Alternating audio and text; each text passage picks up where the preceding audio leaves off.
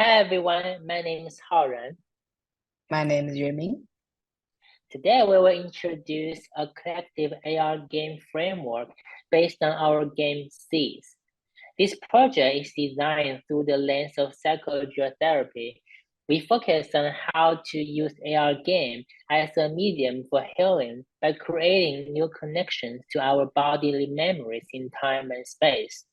In this presentation, we will briefly introduce our game 𝗔𝘂𝘆 and our theoretic framework of this project first. Then we will explain the framework in detail. The game 𝗔𝘂𝘆 was originally developed in Shanghai, China, in the context of post-COVID after the strict COVID lockdown policy. This game has two different modes of play, the single-player mode versus the group-player mode. In the single-player mode, the player can use the mobile AR app to wander around the city aimlessly and project their own bodily memories during the lockdown to the current cityscape. In the group-player mode, around 10 players will join and play the game collectively. We organized the 3 workshops to iterate this collective gameplay from February to May in 2023, and one in reenactment in Cape Town in August. This collective AR game framework is majorly based on the group player mode. Our game is designed through the lens of psychogeotherapy, different from the traditional therapeutic space in containment model that is usually imagined and expected to be a warm space, sacred space, or vessel space. Psychogeotherapeutic space is a maze. It creates a heterogeneous trajectory without a singular beginning and end. Making connections locally through individuals' own personal experience in an open structure resists totalization and homogenization, which enables people to sustain their own agencies. It is a process of discovery, constructing situations, tailoring for individual experience. Psychogeotherapy is originated in psychogeography practice. Exploring the city by walking as a wanderer, stroller, the flaneur, or stalker in the psychogeography practice can trace back to Charles Baudelaires' description of the flaneur in the Painter of Modern Life. There are 2 main techniques in the psychogeography practice, the live and the detoulement.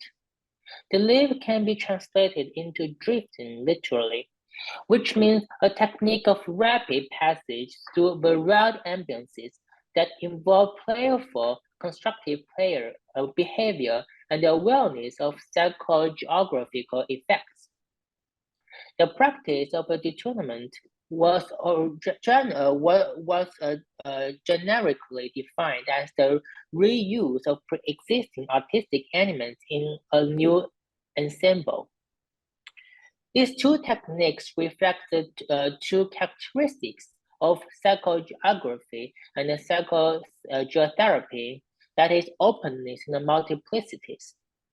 Guy Debord project Naked City is an exemplary piece for demonstrating these 2 characteristics. Coverly summarized Naked Cities as follows. The users of such a map are able to choose their own direction, following a series of arrows which link the various parts of the city according to the emotional context the reader wishes to ascribe to them. There is, of course, no correct reading for such a map. The connections are local without a center.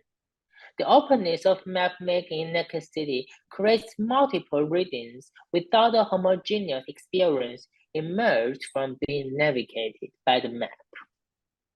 So, psychogeotherapy can be seen as Augusto Boas spectator theater because of these 2 characteristics, openness and the multiplicities. In the Augusto Boas spectator theory, the audiences are not passive viewers, but are also actively involved in the play. They're encouraged to pursue potential solutions to oppressive situations through improvisation, which becomes an extension of real life. It is an enactment depending on the player's action. The theatrical play becomes a simulation that previews real life with specific plans in the theater plays. Psychogeotherapy and the Boas theater share the similar characteristic that is, they're open to the participants to reveal and unfold narratives through participants' personal experience in specific social and cultural context without being framed under a closed structure. Our vision for AR game making is also to design this open simulation for players. It is a 𝗵𝘃 characterized by Roger Kelly's as a play without a winner or loser. Different from doodles, that the play has more specific rules set up to follow. Our framework in AR game making aims to reflect the vision in simulating the realities via individual gameplay. The simulation in AR game is a process of making new connections within existing social, cultural, political realities for pursuing the potential solution for transformation. As psychogeotherapy scholar Martina says, the healing power is not in the excavation itself, but in creating new connections. We see the therapeutic potentiality of collective AR game by embracing the openness in constructing connections. In the psychogeography practice, artists and scholars use map as a tool to intervene and make new connections. In the AR game design, we also see AR game as a medium to construct the associations. AR technology in our framework is not to enslave body, but an extension to enhance the body experience. We consider AR game in making connections, like a recreating map in international situationalist movement, which is for the purpose of transforming the status quo. Collective AR game frameworks. But how to use collective AR game to build new connections for healing and transformation? We propose a collective AR game frameworks based on our experiences designing the game 𝗔𝘂𝘆. This framework details the design process, utilizing a mobile AR game to activate awareness of the body and the environment. Our framework is developed based on the design, play, and experience DPE framework by Brian Winning, a formal approach to designing learning, storytelling, gameplay, user interface, and technology components of serious play. The DPE frameworks expand the mechanics, dynamics, aesthetics framework, MDA frameworks, and emphasize play as immediate experiences shaped by both the designer's design and the player's play experiences. DPE generalized 4 sub-layers for serious game design, emphasizing active learning in educational games. In contrast, our game framework emphasizes the medium specificity of AR games and addresses the triangular relationship among the physical environment, body, and virtual interface as a psychogeotherapy practice. We're focusing on using AR game design to seamlessly bridging the physical environment and the virtual interface through players' embodied gameplay. The physical environment is as crucial as the virtual AR software in addressing this triangular relationship, echoing the tangible augmented reality interface proposed by the 𝗤𝘂𝘆𝗆, 𝗏𝘃, and the 𝗵𝘃𝘆, which integrates 3D virtual worlds with the natural manipulation of physical objects, enabling seamless interaction between virtual and the real objects. AR gaming represents a mixed reality play, overlapping realities between the virtual and the physical, past and present, and imagined and factual. These hybrid reality forms resonate with the mixed world of players' experiences, demonstrating three layers of gaming reality: spirit world, mixed world, and physical world. Players' embodied gaming experiences is situated between fiction and fact, transforming and reframing everyday experiences into the mixed reality gaming environment. Our framework focus on the triangular relationship in three phases: individual exploration, collective play, and connective play. These separated three phases are designed for the purpose of the immersing players progressively to achieve the result of building new connections to the real events in time and space. The first phase of our framework is individual exploration, focusing on the individual experiences in gameplay to enable players to familiarize themselves with both environment and bodily interactions. Although in AR games like the Pokemon Go have been popularized, players still need time and space to become more familiar with specific game mechanics and the user interface. Meanwhile, AR games as a mixed reality play overlapping with the physical environments require free exploration to help players to understand and connect with the physical environment they're in. Exploring the space with AR also enables players to activate their bodily movements and enhance their sensory awareness of surroundings. In the first phases of our game Cs, participants use a virtual brush to doodle freely in space. We have designed various prompts based on our own understanding of AR capabilities to inspire participants on using their mobile phones to interact with the environment, such as hold your phone and spin your body to see if you can create a body tree. We also set up a creative task that encourages players to interact with nearby objects, like trying to paint over a portrait on the wall and inviting others to view it from the second floor.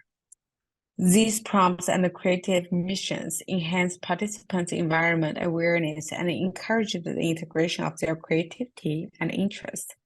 As the game progresses, the participants develop a more sophisticated understanding of AR capabilities and their interaction with the surroundings.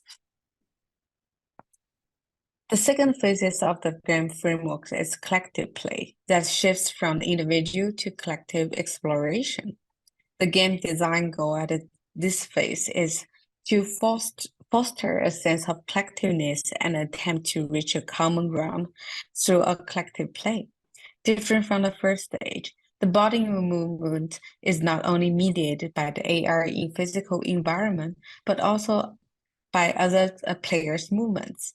Players are not isolated agents in playing game, yet their movements are mediated with each other. In the second phases of our game Cs, one player needs to use mobile phone to find the AR doodling treasure left by another players in the space.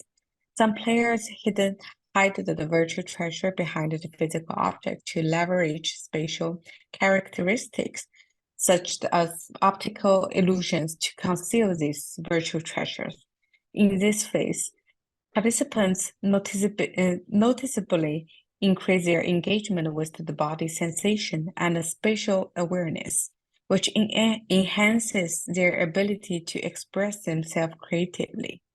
The game switching its focus on enhancing communication between participants in a collective play setup. One player's body is influenced, mediated, and guided by others, creating connection among participants. As the game progresses, differences in perception of space diminish. Seeking the treasure occurs alongside sensing other perceptions, leading players to a shared understanding of collective perception.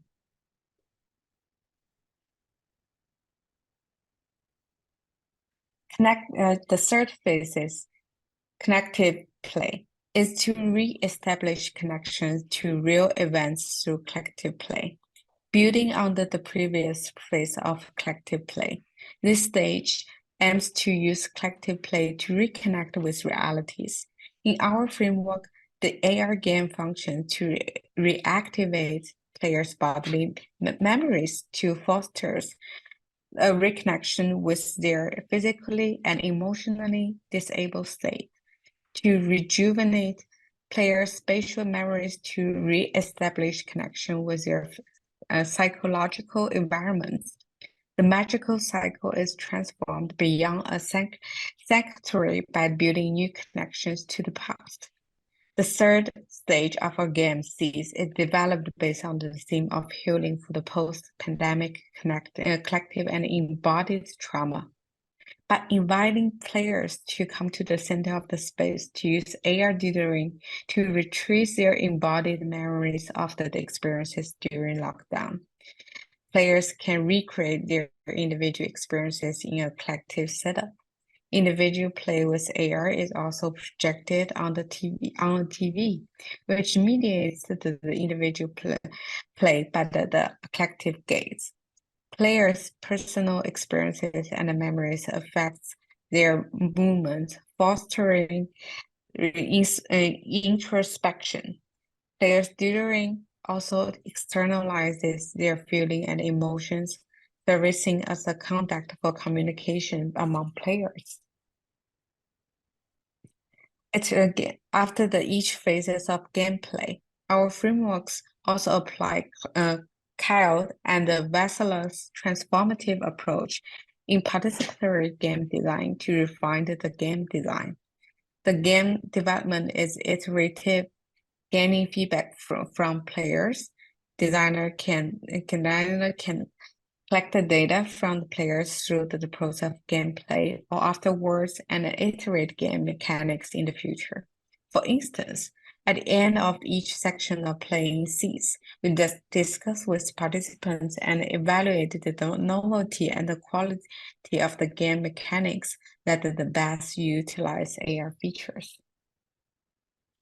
So CARG prioritizes player experience to enable them to build new connections with AR, following the skeletons of DPE structure and the player's role in participatory iteration.